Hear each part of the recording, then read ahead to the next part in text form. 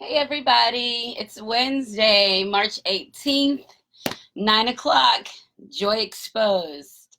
It's Joycelyn Wells with Joy Exposed, and thank you guys for joining me tonight. I know you guys noticed my new lipstick. What do you think? Right? So it's a new lipstick brand, Everlasting Glimmer Veil by KD. It's a vegan lipstick. So I ordered it offline. I posted a picture of it on my website, and I said I wanted to try it. And so I got it, and I kind of like it. It kind of pops, right? So this is my new lipstick, and it's a shimmery veil. Anyway, so liquid lipstick. You guys know that's about all I do is some lipstick. You like that? Thank you, Stephanie. Woo-hoo!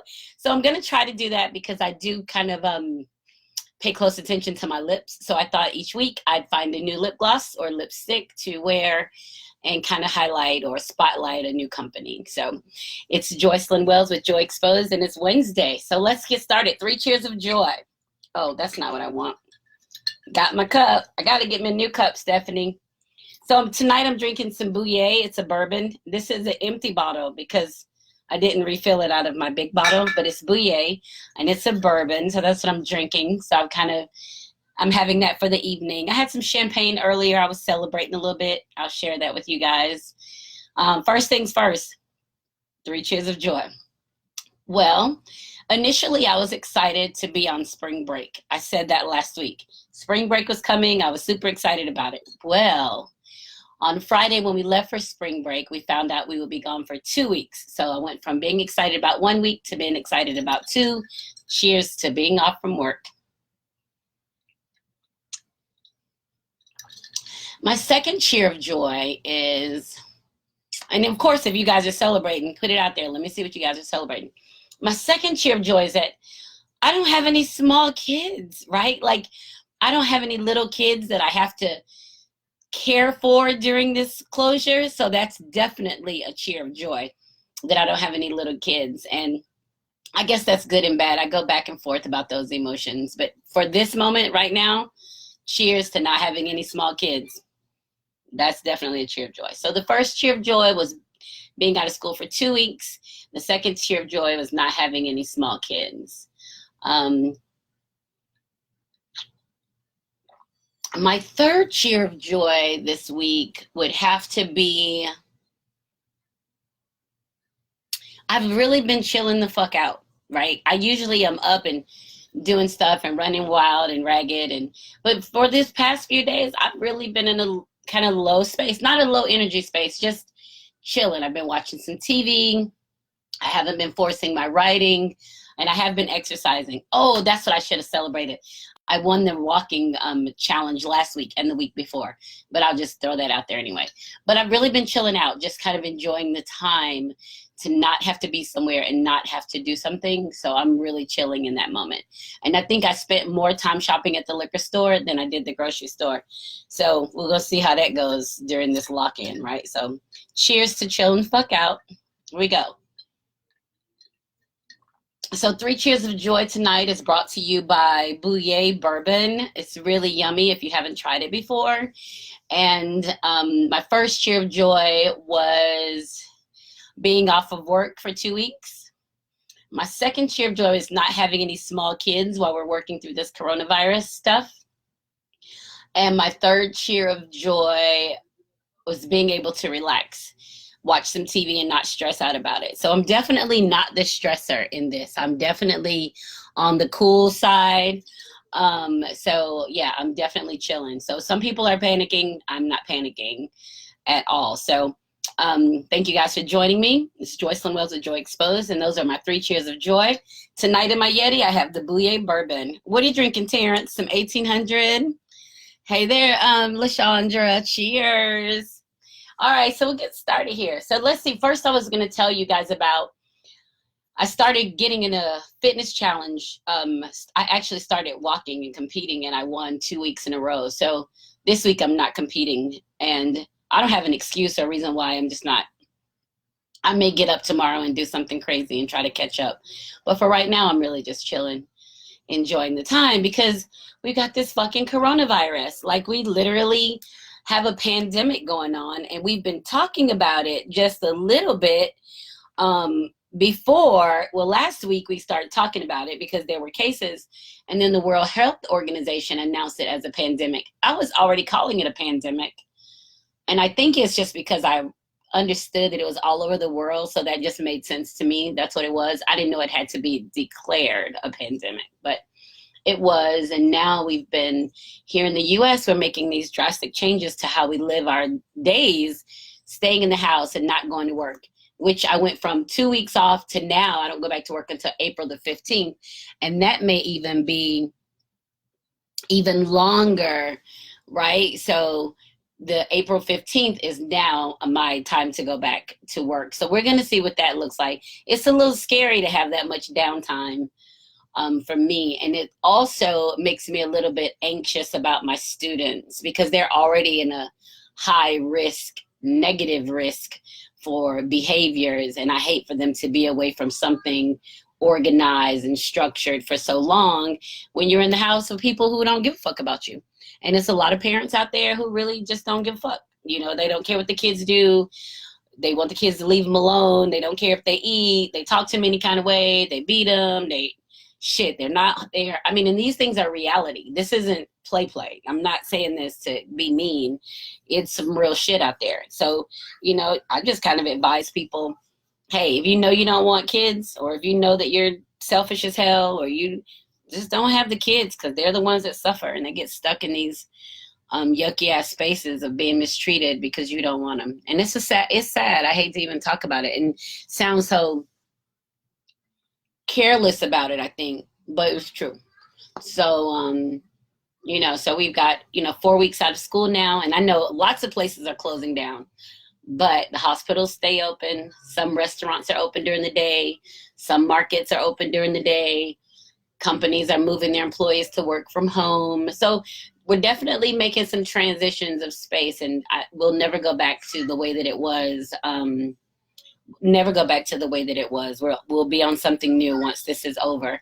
And it's amazing because when you talk about shutting down the school system, grade school and college, I mean, we're talking about money generators, right? We're talking about money is funneled through those places like nobody's business. And when you're shutting that down because you're trying to limit the spread of this disease, of this virus, that's a big deal. And it's, a lot of people are concerned about the numbers. I think Georgia, out of 10 million people, Georgia had like 300 cases, if that. I'm not even sure of the numbers, but it seems like the cases reported are minuscule in comparison to the number of people.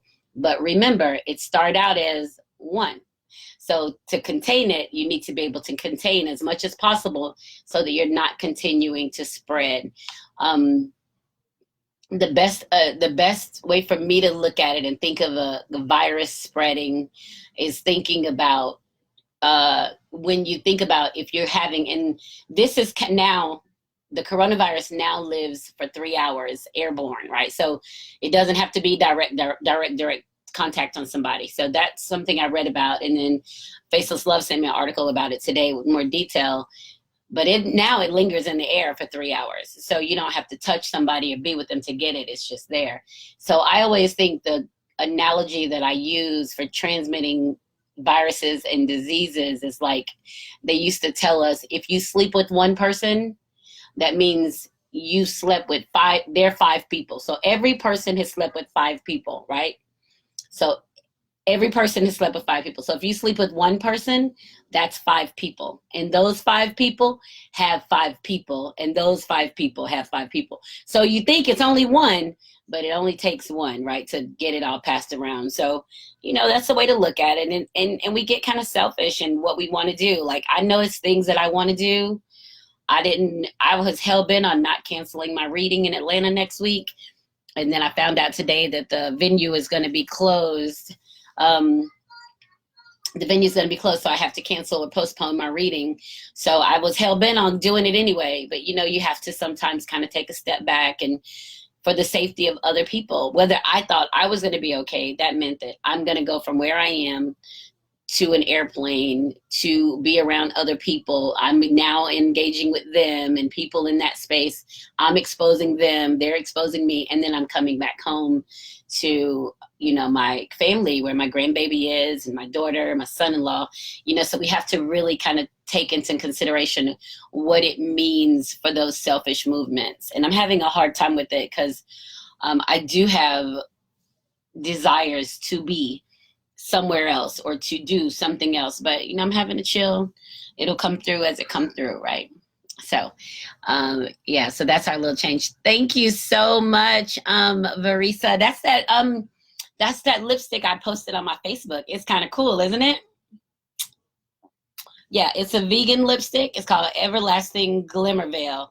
I'll put the link on my page if you're interested in it. So yeah, so anyway, but that's our right now where we are with this virus, and what are we going to do about it? And I think everybody pretty much feels healthy, and the understanding is some people have it and they don't have any symptoms, and then some people get the symptoms and then they're tested for it. And I know in Florida they've set up a couple of drive-through testing stations, and you've got to have a fever, you've got to have one or two of the symptoms and meet a certain age threshold. So you can't just go get the test because that's expensive, and we don't have the test like that to just because somebody wants to say they got a test. So that those things are popping up, and we've never had this before. Well, not in my lifetime. I'm 50, so I'm 50, and there was the swine flu, the bird flu, the SARS. Every couple of years there's something, but it's just a strand of the flu they're easy to manipulate, and some of it is caught up in the flu vaccine. Get your flu shot. But now this, for whatever reason, is outside of that. So we got to figure out how to get a handle on it. And I think next week they'll start testing like an anecdote on people. So they'll start kind of testing it. I don't even know if it's testing it on people or not. But oh yeah, thank you, baby. So I don't even know if if they're testing it on people or not just yet. But I think they're working on an anecdote. I just got a text message from Faceless Love said, "You're talking about the coronavirus, babe. Stop touching your face." Thank you. Horrible habits, right? So don't touch your face, your mouth, your eyes. And I was wondering about the eyes because I wear contact lenses. So I take my contact lenses in and out every day. So I'm thinking, should I just be wearing my glasses and not wearing my contact lenses? Because I definitely touch my eyes on purpose to put my lenses in and to take them out. So that's really interesting. But anyway, when they start testing the anecdote to see how people respond to it, then we'll go from there. So there's been some measures passed. I think it was the Stafford Act. That's what allows access to additional funding to go into a national state of emergency. And that's how these states are able to make these decisions to shut these companies and everything down, because they'll have access to money to funnel resources into people's pockets. So, so they'll have resources to funnel into, people's pockets to keep everybody afloat. And, there's a couple of good Facebook discussions about that, and I'm going to address that, not as my Facebook post of the week, so that we can have some understanding.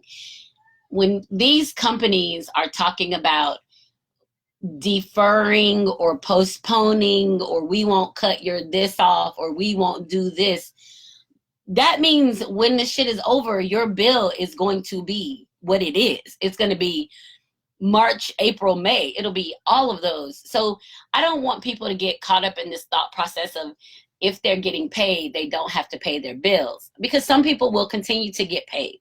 But you don't want it to be a situation where you're not paying your bills, and then in 3 months, all your shit is due at one time, right? So we really have to be careful and make our smart, grown-up decisions about paying our bills.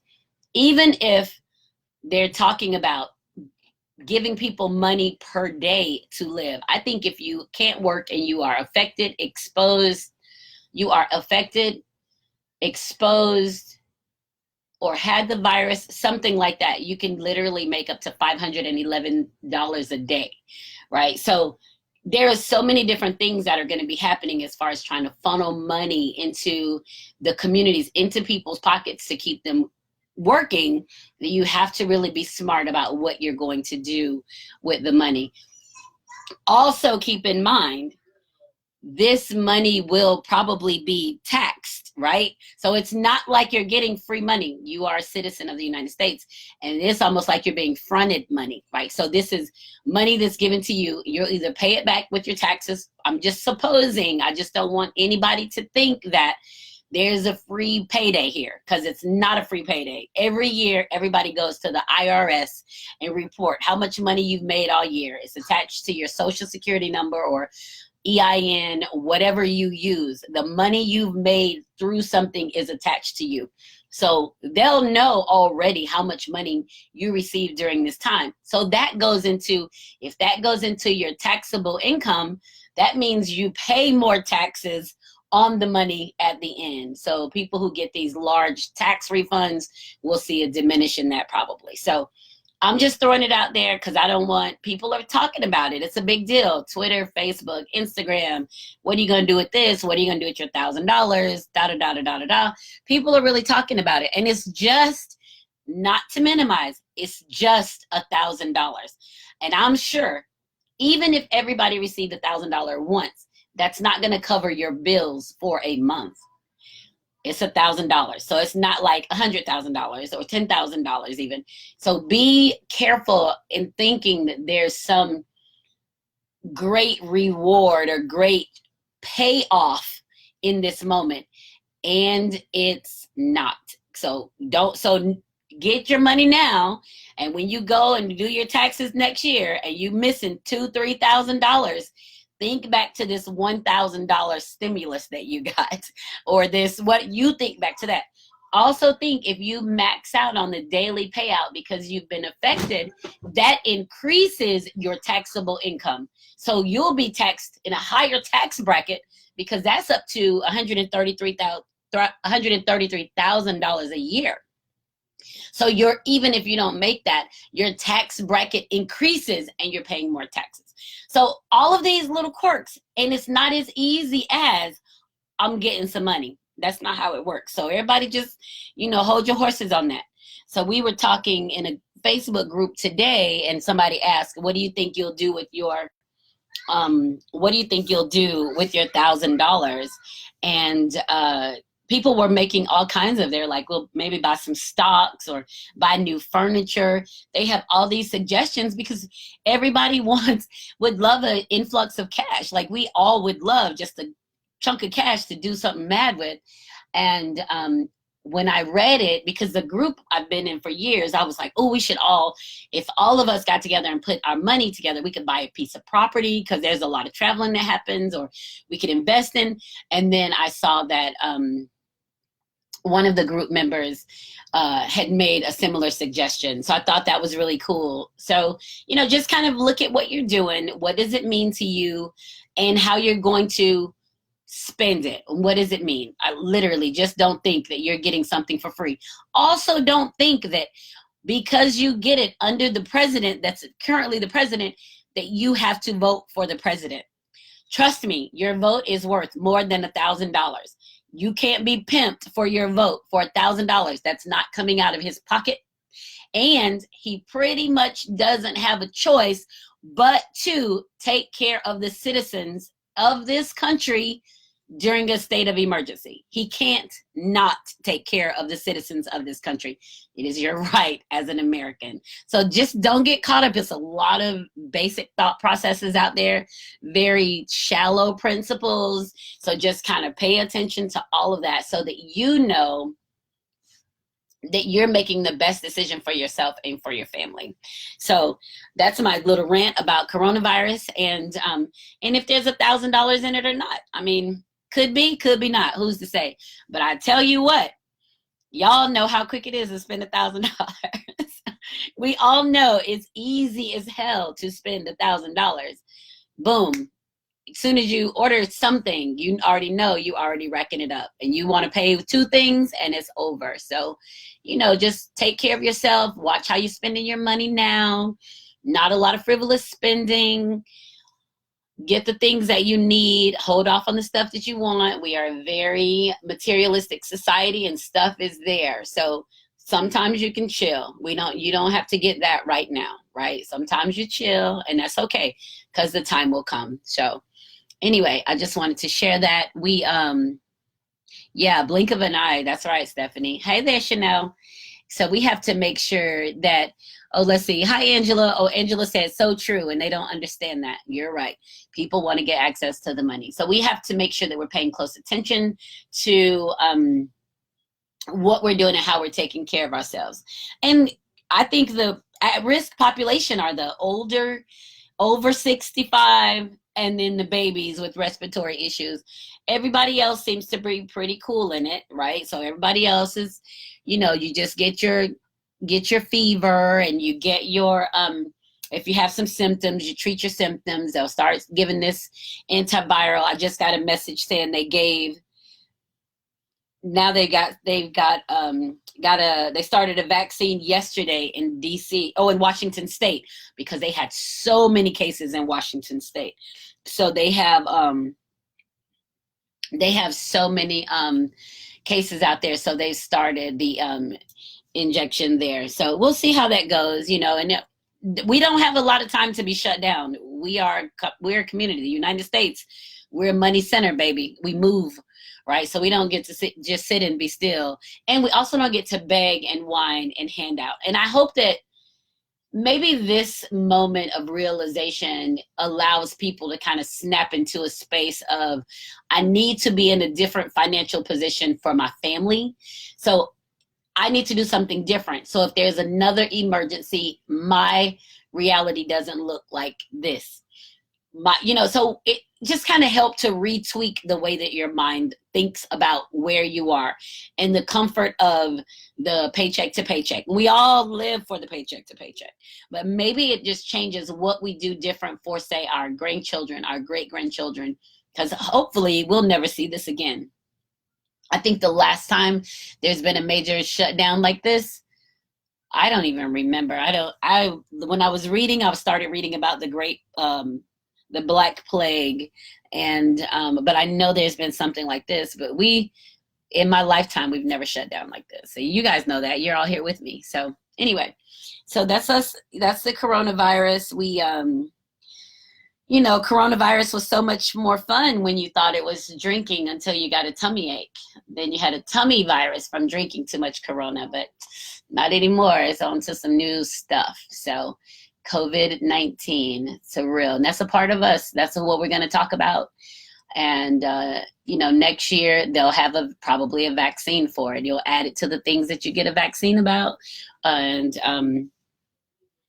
just becomes, I figure they probably went through something similar with chicken pox, mumps, rubella, polio. How do we get rid of it? So we'll see what it looks like next year. But for right now, we're just going to get through the moment. So it's Joycelyn Wells with Joy Exposed. Cheers, everybody. My lipstick, yes, it's shimmery, right? Purple. I like it. Oh, it matches my cup. I didn't even do that on purpose. All right, let's look at some Facebook posts of the week.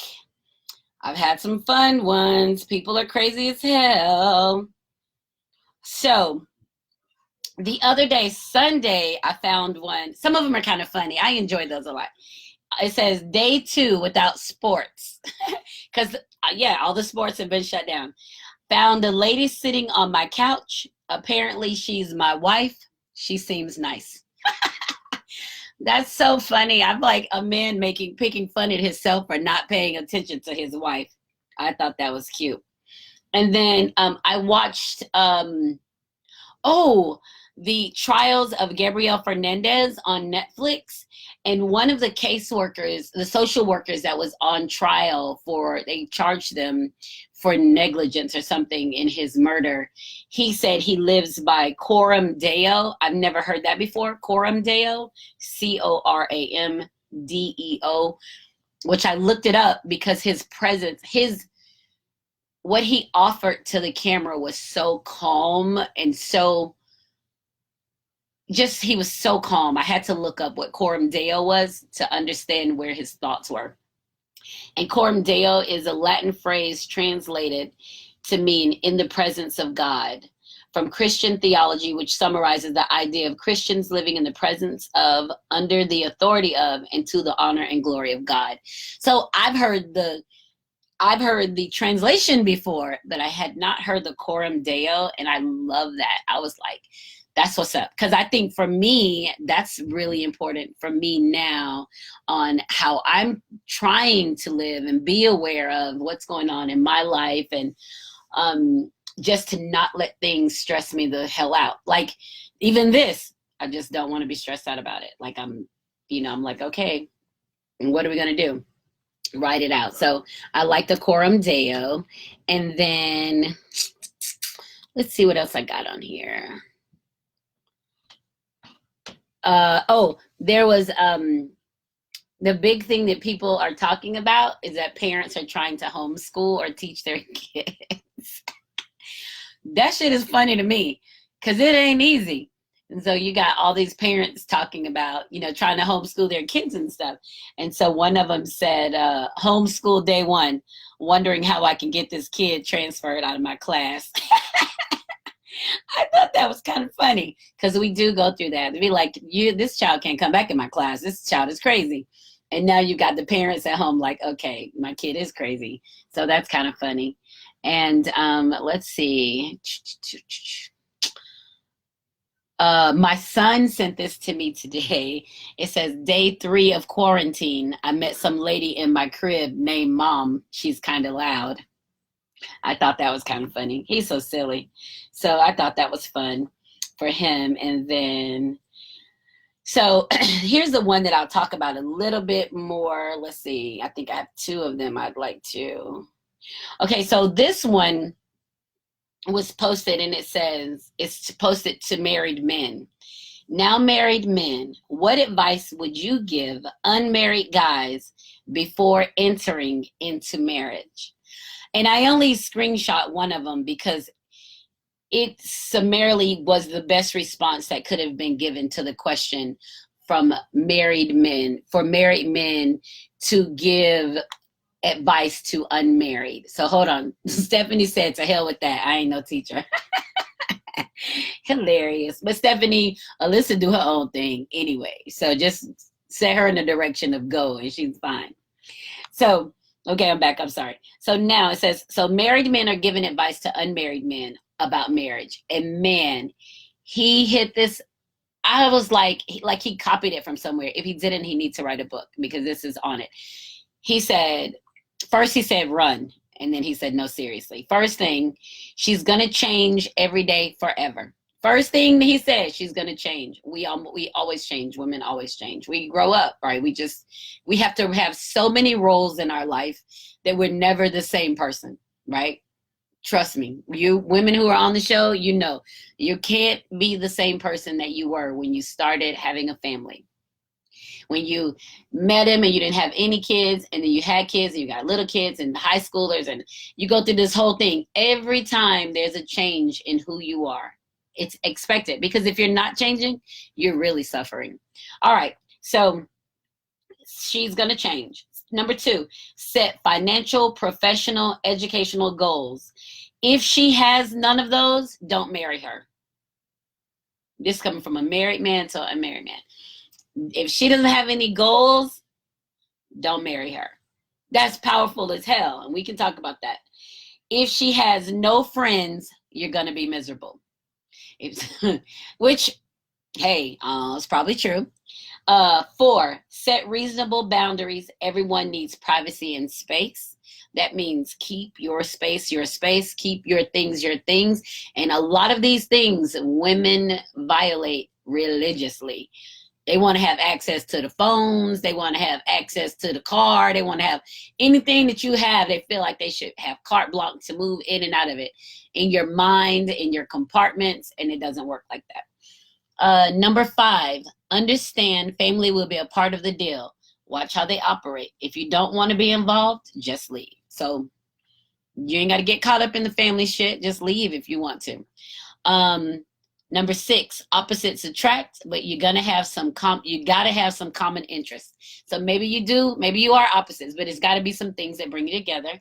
And number 7, if her hobby includes sleeping, your house is gonna be dirty, don't marry her.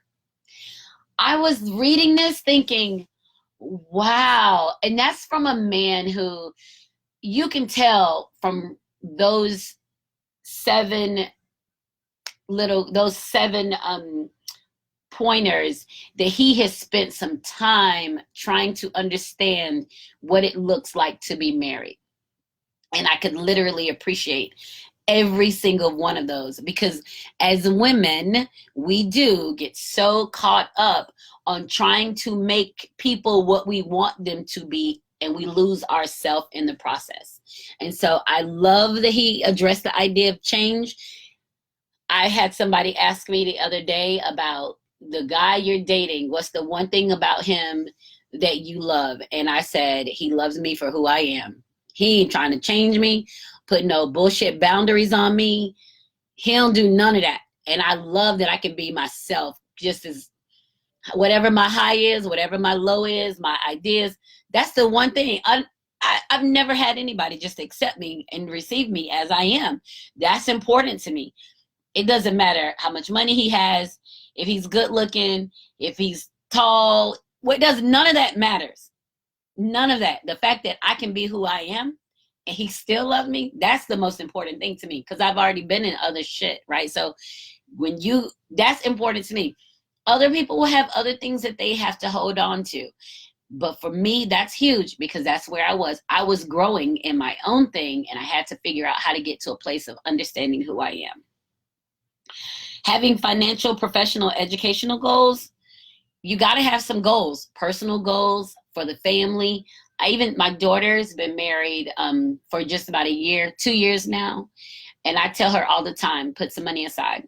It ain't a secret. You ain't keeping no secret, but you need to have some money tucked away somewhere. So if you want to go out and sit in the car and have a cocktail, or go to a bar, or go somewhere, or buy a lipstick, you can go do what the hell you want to do. Set some goals for your family.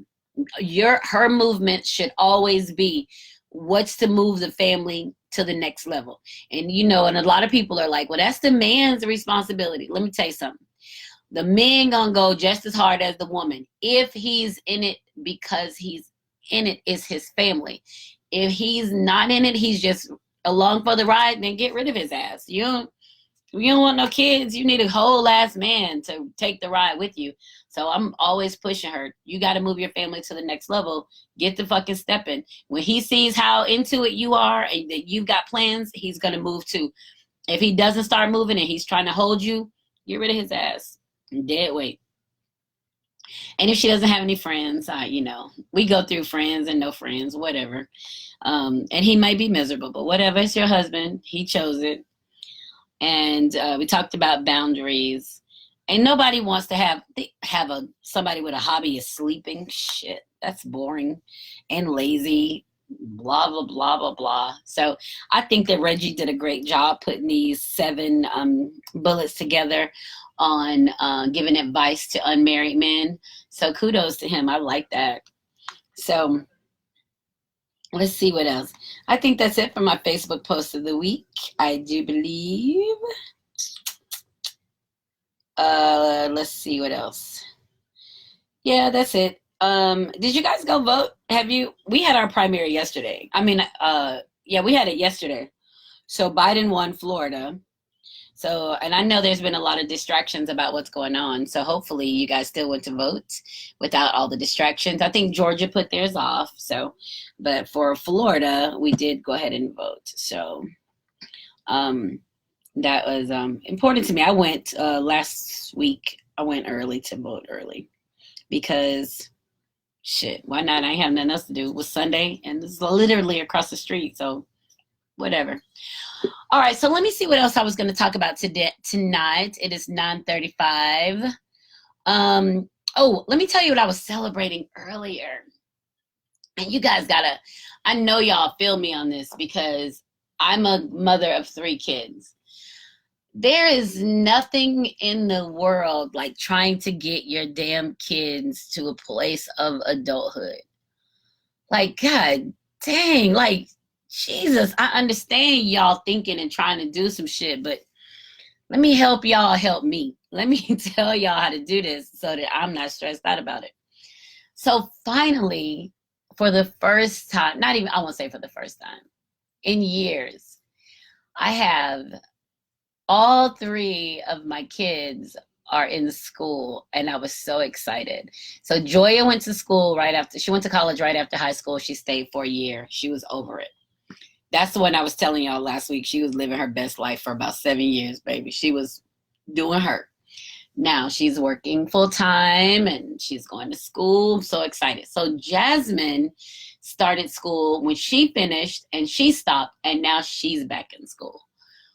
Holly freaking Luya. I'm like, all I need to see is that you guys are moving forward. Like, God damn it. I hate to sound like that, but I was celebrating because I was so proud that they finally have made the decision on their own. Because I'm not a pushy parent. I'm not gonna pull the spoon away because you ain't do what I want you to do. I'm not gonna threaten you because you ain't do it the way I want you to do it.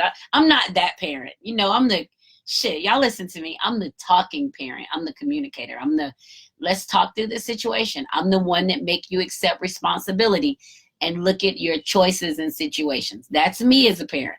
I'm not gonna give you hell about it. I'm just gonna be like, well, you chose that. What did you expect? So I always put stuff on choice. And finally, they're both in school. Quentin's finishing up his 11th grade year, and then he'll be a senior next year, and then off to college he'll go. So I'm really very, very happy about that. And I was celebrating today because I felt like as a mom, I had to figure out, one of the things you always want to do with your kids is to keep them out of harm's way. And you don't want your daughter to grow up to be on drugs or to be a stripper or to have 10 kids by 10 different men. Like, you got all these things that you see when you worry about your kids. Well, guess what? Sometimes kids do what they want to do. And as the parent, it's not for me to judge them or not for me to cut them off because of it. It's for me to continue to teach them and guide them to get them through it. So Jasmine decided early that she wanted to have a baby. And guess what? They didn't consult me when they were making this baby. All I knew about it was after the fact that she's pregnant. Was I terrified? Absolutely. And that's how I ended up moving here, because I realized I have to make sure that my children are okay. That's why I that's how I operate. Like, she's having a baby. I tried to scream and cry and talk. She didn't want to hear it. She was excited about it. I moved here. Well, Joya decided she was going to try her luck at being a dancer. She was going to work at the strip club.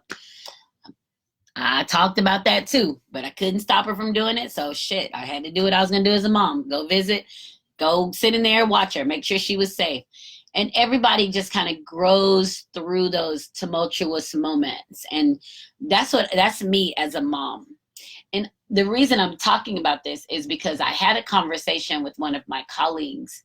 It's me as a mom and a leader in my family. Because even if you're divorced or single, you're inadvertently you put in as the leader in your family. You don't have a choice. No one is leading you. You have to lead your children. You've got to lead because, hell, nobody else is going to do it. You have to be independent. You have to make sure that everything goes the way that it's supposed to go. You got to go through all of this shit, right? So I'm big on that. And no one had to tell me what I needed to do, that I just needed to take care of my kids. I think you just know when you have them. Like, you have these little people, you don't know them, they don't have any money, they don't have any job references when you get them home from the hospital. All they're going to do is eat and love off of you. That's what they're going to know. So you know that they're going to grow up to be adults to make their own decisions. Well, I think for me, my biggest fear was that I wouldn't do right by them in getting them to adulthood. That's important to me, because being an adult, that's some awesome shit, but you got to get it. Because if you can't figure out how to be an adult, you end up in a child's place. in so many situations. Don't matter how old you are, the conversation goes left. You don't know how to defend yourself. You don't know how to stand up, and you stay in a child's place. And that's a lot of times people raise their kids to be in those child places, right? And what do you hear your whole life? Children should be seen and not heard. Don't talk to me like that. You disrespected me. Do what I tell you to do. Children are literally raised to take orders from somebody outside of their house. It's rare that children are taught in the house to stand up to and have those tough conversations that they'll need to have in the damn streets. Because it's easy as a single mom, divorced mom. If you do everything I tell you to do, it's going to make my life easier in trying to get us through this shit. And that's the truth. You don't have room for nobody doing some sideways stuff. But it doesn't work because people are independent thinkers and they're going to do what they want to do. So one of the things that I always try to do is to make sure that I talk to my kids and encourage those tough conversations. And I've had people tell me, oh, you let her talk to you like that? I would have smacked her in her mouth. And I'm like, she gonna have to learn how to fucking talk to people outside of me. Like, I'm mom. I'm not ruler. I ain't boss. I ain't slave master. I'm mom, and my role is to get you to adulthood and get you the fuck on with your life. That's what God gave you to me, because I could do that. That's why you came through me. That's why I'm your vessel, because I have the tools needed to get you to where you need to go. Now, how I'm going to get them to you, that ain't on you. That ain't on them. It's on me. So I really have to be able to have the tough, calm ass conversations, because the kids snap and it seems easy to reach over and smack them. But I didn't like to be smacked. I didn't like to be hit growing up. I don't even like somebody raise their hand at me. So I was never big on hitting my kids. We talk through whatever issue we having. We gonna talk through it. What's the problem? Right over. So I wasn't ever big on that. So when I talk about raising the kids or raising adults to be adults, and I'm sure you guys see it when you're talking to people, you're thinking like, can't you make a fucking decision for yourself? Or don't you know how you ended up in this situation fucked up? Like, don't you see that? People don't see it. We hear it all the time when people start talking about relationships. No one ever wants to take the blame for a relationship being shitty. It's always somebody else and what somebody did to them. That's one of the things I never allowed in my house. The rule of thumb, when some shit goes south and you're telling me about it, the first thing you start with is I want to know what you did. I was such and such and such, and this happened. Own the fact that you were in it. That's how I talk to people I've worked with, my children, my ex-husband, and a lot of people don't like that because they want to blame you. Well, you this and you this. You, well, fuck, what you do? What'd you do? Own you. And I'm big on that. And I think that a lot of times we miss that because it's so easy to put the blame on somebody else. Well, he did this and he did this. Well, shit, what you do? Well, I was just trying to be down for him and I loved him. And well, okay, so you were being down. He lied to you. How many times? How many times does he get to run you through the muck before you realize I have a choice on whether I'm being mistreated or not? Like, when do you own that you can move out of a situation? When do you own it? And the people have a difficult time expressing that when trying to understand their role in relationships, because they can tell you what you need to do for them to be successful in a relationship. What? First of all, you can't tell me what I need to do for you to be successful in a relationship. I'm going to do Joycelyn. Faceless Love's going to do Faceless Love. That's it. But he don't get to tell me who to be. But a lot of times people want you to do something different, not understanding the ownership of movement is on self. This is who you have control over. That's the only person you have control over. When we start understanding that and dealing with people in relationships, it becomes so much easier to step away from some shit. It becomes easy to step away when you realize, oh, I ain't got to do this. Oh, that was nice. Thank you. Whatever. Bye. You understand? I got to protect me. That means I still have to have some Joycelyn left for the next thing I do. You don't get to use me up. We have a conversation on Facebook the other day talking about, somebody made a post saying that they're not dating somebody who make less than $30,000 a year. I was like, that's the craziest shit I ever heard. The fuck? And the person who said that need to grow up. And they got mad at me saying that if I didn't understand that, I need to grow up. I'm like, first of all, $30,000 ain't no money. That's the first thing. So if you putting the dollar value on somebody's work, $30,000, that's not going to do it. That's what, less than $2,500 a month, right? About $2,500 a month. So I'm like, that's not, you ain't making no money. Like, that ain't no money. But they made this big thing about it, a whole discussion about having standards. And so I was asking Faceless Love about it. I was like, so if somebody makes $30,000, they ain't going to be able to live off of anything. And you just want to be able to say to somebody, oh, he make $30,000.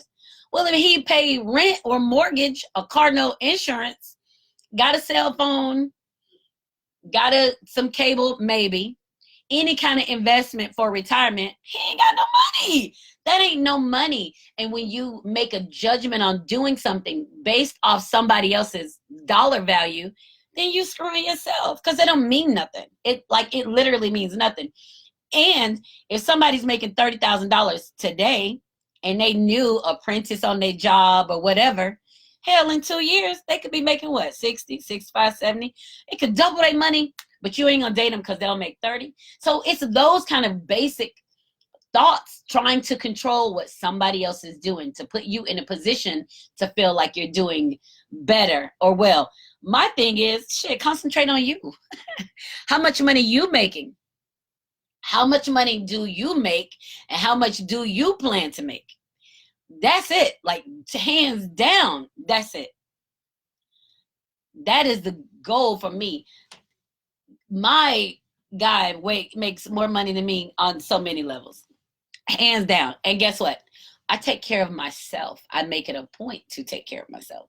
I don't try to exist where he exists. I can't afford that. I'm a school teacher. Y'all know school teachers make what? $55,000 a year, maybe. Sounds like a lot, but I'm also 50 trying to make sure I have money in my retirement. So that means I'm making money. I'm living off of it. I'm putting money aside. I'm trying to build a business.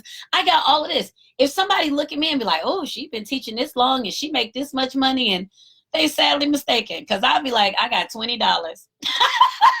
That's all I'm spending is $20. Kiss my ass. I'm not doing anything different.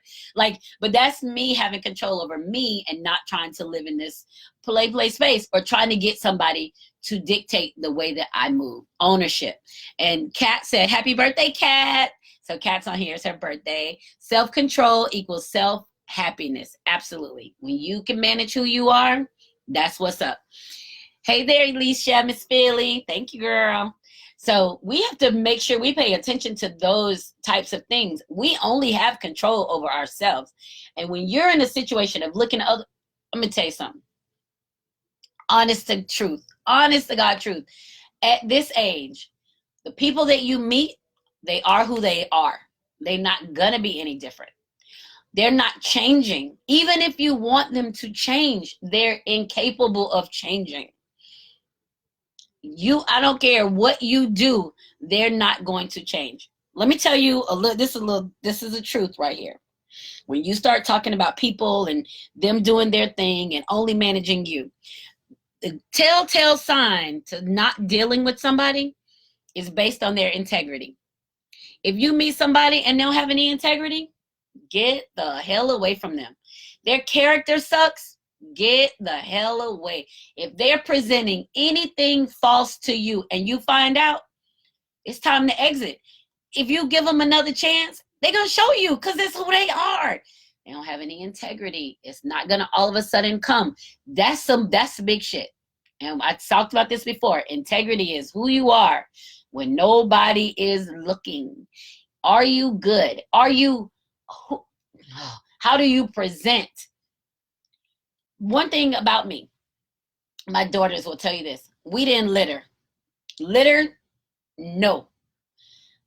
When we went out to parades and stuff, I would have my jeans and I always had a trash pocket. So we didn't litter and I didn't carry their shit. So if we went to the fair or to the whatever and they won stuff, you carry it. It only take them one time to realize not to get all this stuff. I wasn't that mom. Remember, I was the mom raising the kids to do their own thing. I wasn't that mom. So if they won something, they were stuck with it. I'm not carrying it. I'm not wearing a backpack. No. So if they ate something, if they had a lollipop or opened some candy, the rule was you put it in the right pocket. Right front pocket is the trash pocket. And I made sure I always wore jeans with a pocket when we were going somewhere so that they will understand the importance of putting their stuff in a place that we can dispose of it. If you open it, you are responsible for it. If you touch it, it belongs to you. These are rules. Like, these are legitimate rules of things that we did. If we were walking out of the mall and it was a cup on the ground and my son kicked the cup, you know, I told him, you touched it, you own it. Pick it up. Throw it in the trash. It ain't even, well, don't fucking touch it. That's an easy rule. Walk over it. But for right now, you touched it, you own it, throw it away. That would take a couple of times for them to get that. Throw a piece of paper out of the window, stop the car, get it. This is important because they needed to understand that if you touched it and it belongs to you, you are responsible to see it through the end process. Now, as adults, do they necessarily do that? They may not, but they know to do it. They know that it's important that you monitor your footprint, not because somebody paid to pick this up. I wish they would say some shit like that. Well, you doing it for free because it's yours. Like those types of things. We have to teach our children what it means to care about you, your surroundings.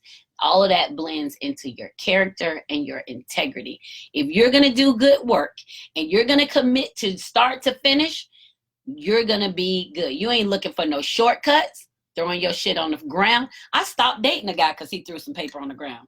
I knew we were walking out of the store and he opened like some cigarettes or a black or something and threw the paper on the ground. I knew then I wouldn't see him anymore. I knew then I wouldn't see him again just because of that. And I'm happy that I didn't. That didn't even bother me. I was like, oh, I ain't gonna see him no more. Because that let me know he is not aware, to me, he's not aware of himself and his surroundings enough to take care of the stuff that belongs to him. How do we take care of? How do we pass forward? Anyway, so I ended up picking it up and throwing it away. And our date was just about over with that.